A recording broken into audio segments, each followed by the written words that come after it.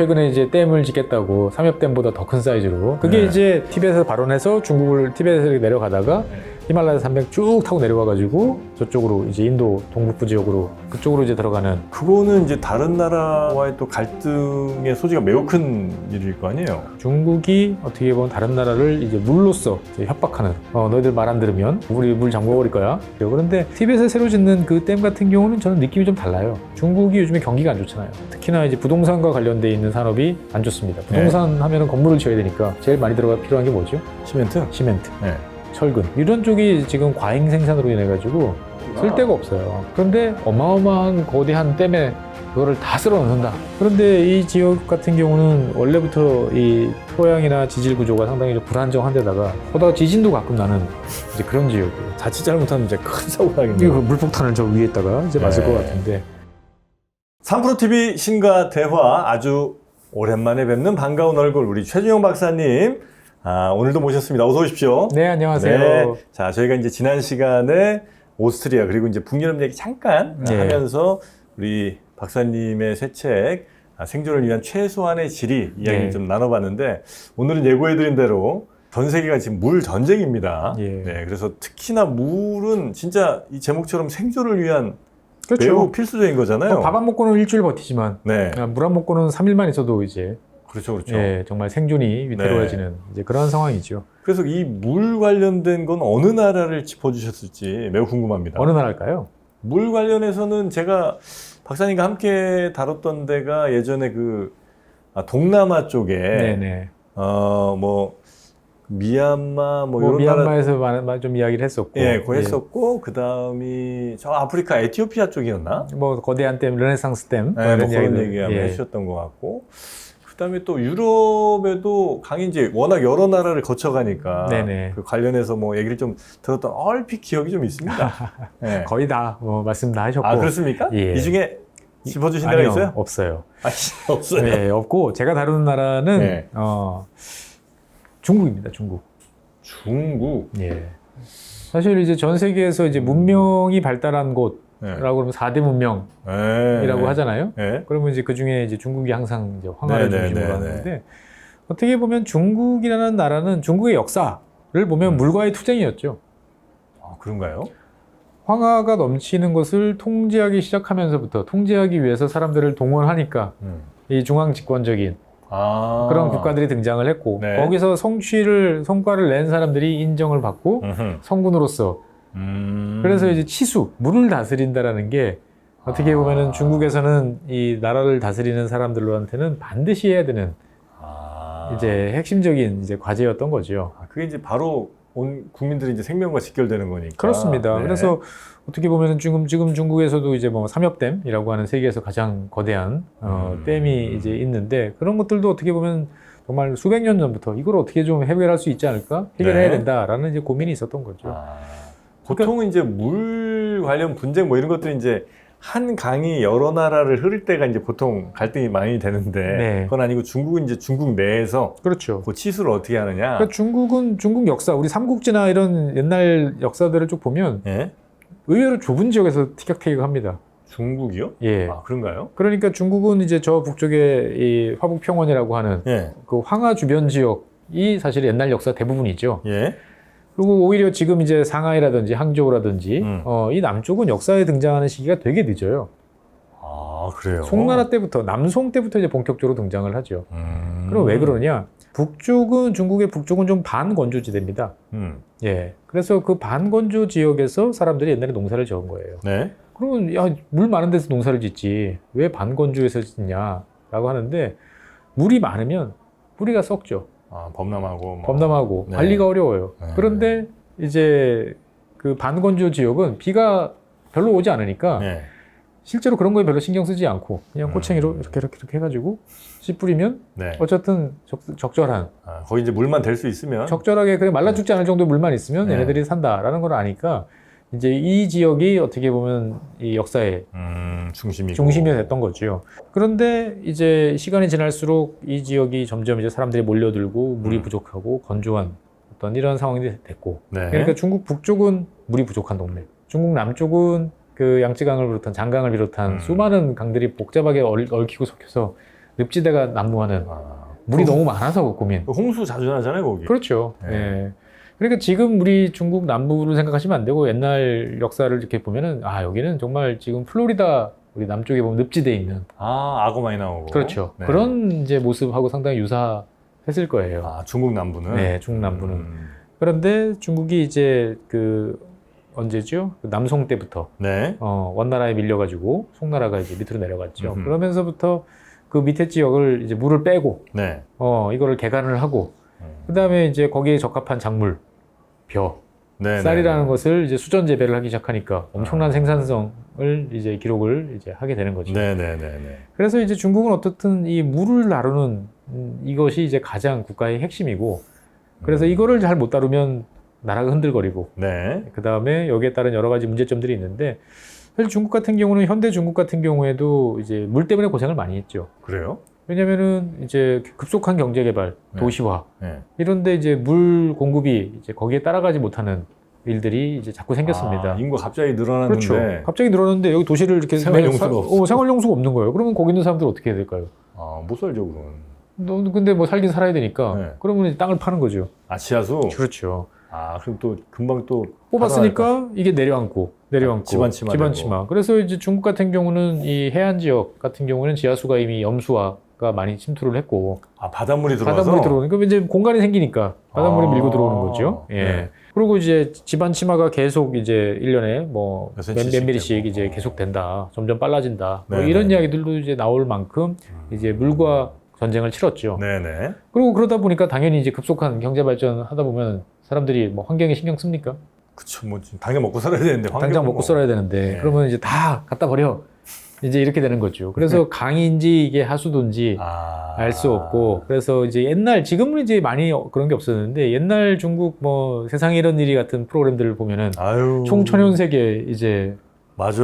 예. 강물색이. 강물색이 어떻게 저렇게 뻘겋고 예. 보라색에 막. 이게 가능해? 예. 라고 하는 이제 그런 모습들을 종종 비 보셨을 오는 텐데 날 공장에서 막 오페수 막 흘려보내고. 그건 뭐 대한민국도 마찬가지였습니다. 우리 예전에 우리도 그랬죠. 그렇죠. 사실. 예. 그래서 1980년대만 해도 비 오면 이제 그 주변에 지금 뭐 중랑천이나 안양천이나 안 나가는 게 좋았습니다. 뭐 아. 위험도 했지만 그 냄새를 감당을 할 수가 없었어요. 맞아요. 예. 막 물고기 이렇게 허옇게 다 뒤집어갖고. 뭐 이상한 죽고. 예. 이제 우리는 80년대, 중국은 이제 한 2000년대 초반까지 예. 이제 그런 일을 많이 겪었던 거죠. 네. 그래서 중국 지도부는 중국이란 나라는 이 물을 어떻게 다스릴 것인가. 그래서 홍수를 막기 위해서는 댐을 짓자. 네. 그래서 삼엽댐 같은 이제 거대한 댐을 지어서 일단은 이제 수자원을 확보를 하고 네. 이제 홍수 통제에 대해서 강력한 카드를 넣게 된 거죠. 아, 근데 나름의 어떤 뭐 좀 그래도 그 중국 내에서 효율을 위해서라면 남쪽에 풍부한 물을 어떻게 좀 약간 북쪽 동네로 좀 보낼 수 있으면 네. 그러면 좀 좋을 텐데 그죠? 맞습니다. 그래서 그 프로젝트를 했었죠. 그게 이제 남수북조라고 하죠. 남쪽의 물을 북쪽으로 보내는. 아, 중국 대운하 한번 갑니까? 그렇죠. 대운하인데 하나의 운하가 아니고 네. 여러 경로로 이제 있어요. 그래서 남쪽의 물을 북쪽으로 이렇게 보내는 인공강. 인공강이죠. 수로죠. 예. 오. 그래서 이제 이 어마어마한 작업인데 이거를 그 중국이라고 해서 우리는 보통 중국 그러면은 당이 결심하면 우리는 한다. 네. 뭐 순식간에 뚝딱만 네. 생각하는데 꼭 그렇지는 않아요. 이거 같은 경우에는 그건 한 50년 가까이 이제 네. 고민을 했던 거죠. 50년이요? 어떤 노선이 좋을까? 어디서 물을 따는 게 좋을까? 그다음에 이제 중국이 점점 잘 살게 되면서부터는 이제 네. 물 수요가 더 많아지니까 네. 더 이제 어디서 갖고 올지를 고민해야 되는 거고. 그다음에 주변 지역을 정비를 할 때는 뭐 어떻게 하는 게 좋을까? 등등 여러 가지 사항들을 이제 고민을 하다가 이제 21세기 들어가면서부터 이제 본격적인 작업들을 이제 시작을 한 거죠. 네네네. 그래서 강이 남쪽에서 북을 이렇게 향하다 보면은 강을 만나요. 그러면 네. 이거 섞을까요? 낄 수밖에 없지 않아요? 안 섞입니다. 왜냐면 이제 깊고 깨끗한 물을 여기서 갖고 왔는데 네. 이 강은 아직까지 그렇게 그러면 어떻게 밑으로 강 밑을 파서 터널처럼? 네, 터널처럼 물이 입체교처럼 위로도 지나갑니다. 아, 그런 데가 예, 있어요? 많아요. 그러니까 어마어마한 작업을 한 거죠. 그러니까 그 물줄기를 단순히 돌린다 정도 느낌이 아니고 그걸 네. 북쪽까지 보내려고 그러면은 이거를 구배를 맞추고 뚫어야 되는 거고 필요하면은 쌓고 하는 어마어마한 작업들을 뭐 1단계, 2단계, 3단계 나눠가지고 지금도 계속 하고 있어요. 그래서 이제 꽤 지난 20세기 후반까지도 이제 북쪽의 가뭄, 물 부족 이런 현상들이 되게 심했는데 최근에는 어떻든 그런 것들이 이제 상당 부분 이제 제어가 이제 되고 있죠. 그래요? 예. 그러니까 이제 중국이란 나라는 우리가 이제 되게 싫어하고 두려워하고 이제 무서워하는데 네. 한편으로 보면 이제 뭔가 그 스케일을 경험해 본 사람만이 할 수 있는 또 무엇인가로 새로운 거를 해본다라는 것을 좀 인식하면 좋겠다라는 생각으로 단순히 이제 물 이야기뿐만 아니고 여러 가지를 좀 보자라는 측면에서 이제 이야기를 집어넣었습니다. 네. 예전에 해주신 말씀 중에 그 제국을 경험해 본 나라랑 그렇지 않은 나라 차이 많다 이 얘기를 해주셨잖아요. 네. 그런 느낌도 좀 있네요. 그러니까 이렇게 큰 사이즈의 뭔가 스케일의 뭔가를 해본 그럼요. 것과 그 경험이 없는 경우와 그러니까 이제 우리는 중국을 자꾸 우리랑 똑같은 나라, 네. 뭐 땅파도 쥐뿔도 없는 나라, 뭐 히토리는 좀 있겠습니다만, 뭐 이런 나라로 자꾸 생각을 하는데 전혀 그렇지 않아요. 그러니까 중국은 천연가스, 자기들이 쓰는 천연가스 한 40% 정도 네. 자기들이 자급자족합니다 보면은. 아 그래요? 천연가스 네. 좀 나요? 많이 납니다. 그 다음에 석유, 원유 같은 경우도 생산량으로만 따지면 세계에 한 6위쯤 돼요. 중국이? 예. 석유 어디서 나요? 여기저기 많이 납니다. 바레만에서도 나오고 저쪽 그 만주 쪽에서도 예. 석유가 나요? 많이 납니다. 오. 그런데 문제는 원체 많이 쓰다 보니까 세계에서 가장 많은 원유를 수입하는 뭐 이런 그거야 나라일 뭐. 뿐이지. 네. 그리고 이제 쌀, 밀 이런 거 다 자급자족입니다. 그 다음에 그 뭐죠? 중국 사람들 좋아하는 돼지고기. 돼지고기. 99% 자급. 그래요? 예. 전 세계 돼지 다 수입할 것 다 같은데. 수입할 것 같은데 한 1, 2%만 수입해요. 그래서 1%가 유럽으로 가면 유럽 돼지값이 뛰고 1%가 미국으로 가면 미국 돼지값이 뛰고. 아, 예. 그래요? 그러니까 어떻든 우리가 생각하는 거와 달리 이 중국이라는 나라는 거대한 땅덩어리가 있고 네. 그 속에서 이리저리 조달을 해서 할 수 있는 것들이 상당히 많아요. 네네. 그러니까 이제 그런 관점에서 중국을 바라보면 상당히 또 다르게 이제 보이는 거죠. 그러니까 이제 우리는 나라가 작고 인구는 많고 그러니까 대외 교역에 당연히 의존해야 되고 네. 그걸로 이제 모든 것을 다 커버한다. 뭐 식량 돈 주고 나면 사와야지. 뭐 이렇게 이야기를 이제 할 수밖에 없는 나라인데 네네. 중국은 이제 할 수 있는 모든 것들을 어지간하면은 이제 다 하면서 이제 가는 거죠. 그러니까 요즘에 미국이랑도 이렇게 그냥 뭐 니네 관세 때리면 우리도 관세 한번 가보지 뭐.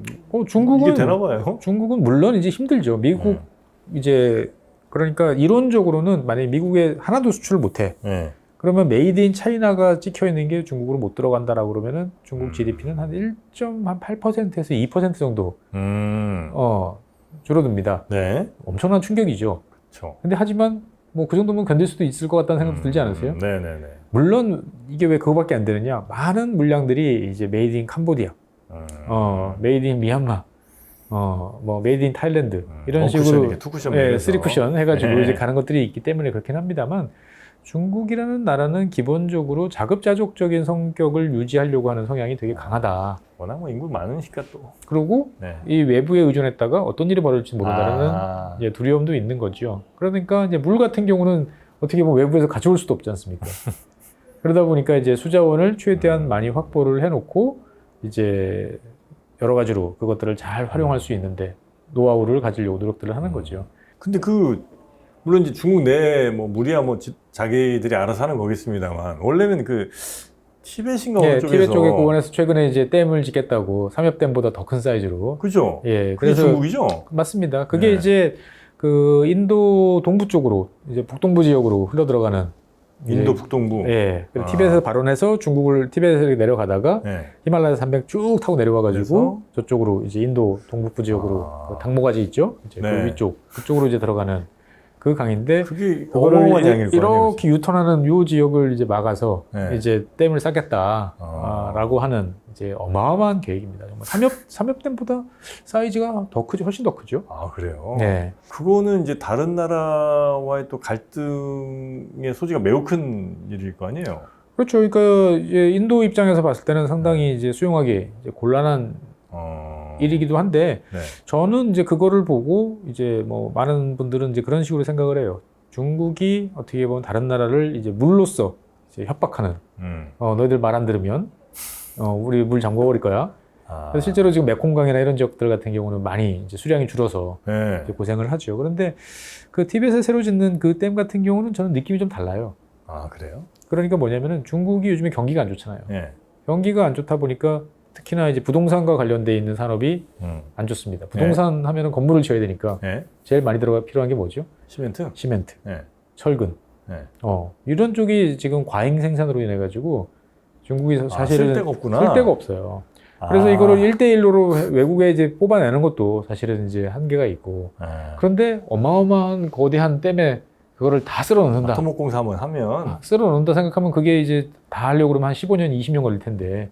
한 텀 충분히 이제 돌리면서 재고 정량 역량을 유지할 수 있지 않을까? 라는 생각도 상당히 이제 작용한 것 같아요. 왜냐하면 아무리 계산기를 두들겨 봐도 네. 합리적이지 않거든요. 이게 채산성이 안 나와요. 그러니까 뭐냐면은 이 지역이 삼엽된처럼 뭔가 이렇게 옛날서부터 딱 여기를 막으면 될 것 같아. 네. 라고 했다는 지역보다 훨씬 더 위쪽에 저 어마어마한 이제 고원지대란 말이죠. 네. 그런데 이 지역 같은 경우는 원래부터 이 토양이나 지질 구조가 상당히 불안정한 데다가 특히나 최근에 기후변화 문제 때문에 안정적으로 보였던 지역들이 이제 막 녹아가지고 네. 안 좋단 말이죠. 거기다가 지진도 가끔 나는 이제 그런 지역이에요. 자칫 잘못하면 이제 큰 사고 나겠네요. 이거 물폭탄을 저 위에다가 이제 맞을 것 같은데.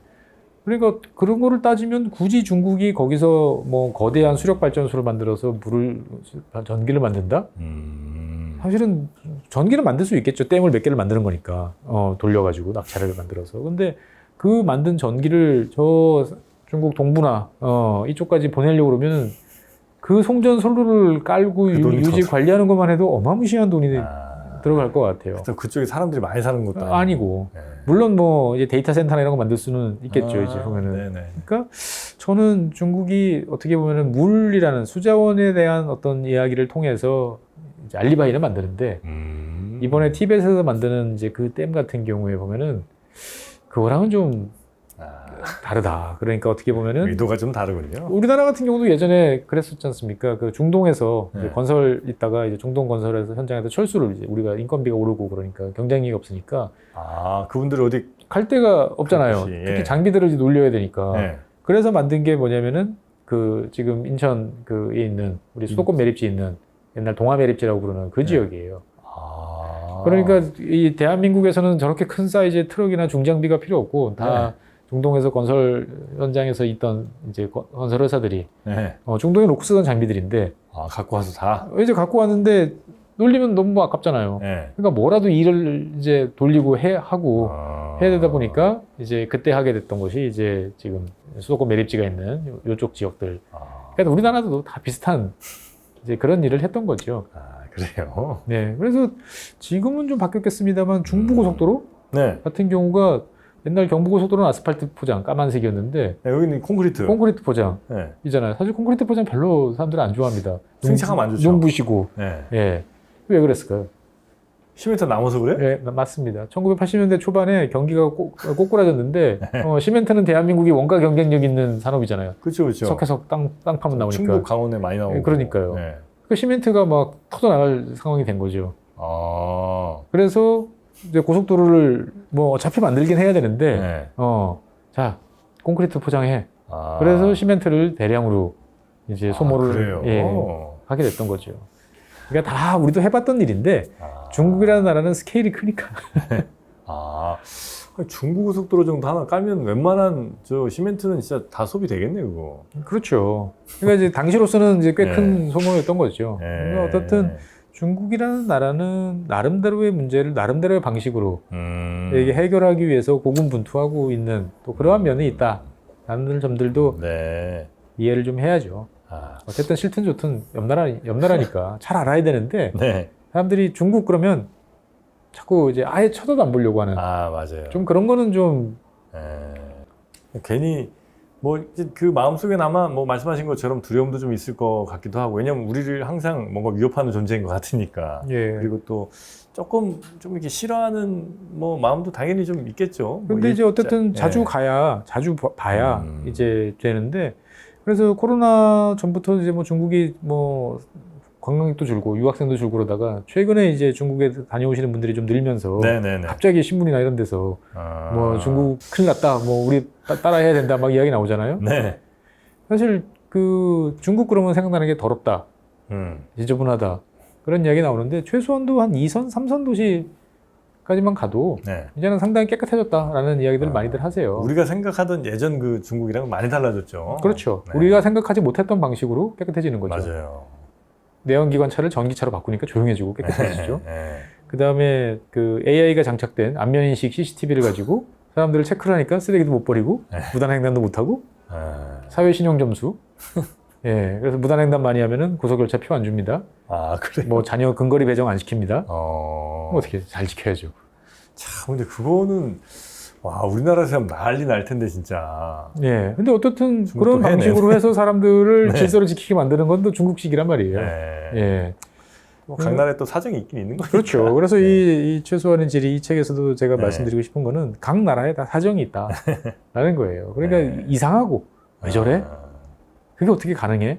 라고 하지만 그것이 왜 가능한지를 한번 좀 찾아보고 네네. 아, 저 방법을 택할 수밖에 없었겠구나라는 것들도 우리가 한번 좀 이해를 해볼 필요가 있다라는 네네. 점을 좀 말씀드리고 싶어서 그거 이해 못하고 이제 자꾸 이상하다고만 생각하면 우리가 이제 점점 고립되는 거죠. 그렇죠. 네. 그러니까 대한민국이 네. 이미 많이 갈라파고스 돼가지고 좀 걱정이 많아요. 네.